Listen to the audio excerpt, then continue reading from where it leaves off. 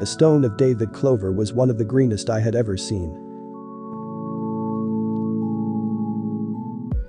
Every area of the stone was covered in lichens and moss.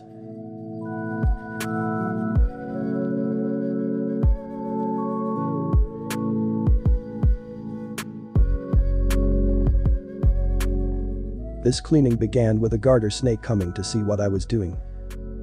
Although harmless, I'd much rather be alone. David Clover was born in Burn Township, the grandson of pioneer John Clover. From an early age, David dedicated himself to education.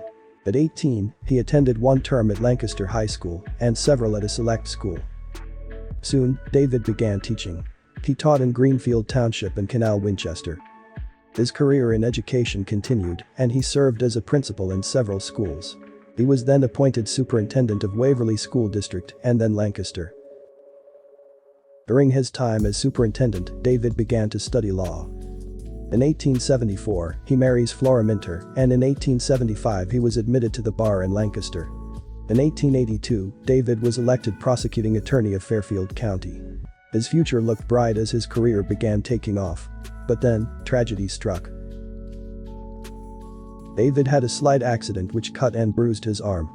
The injury led to erysipelas.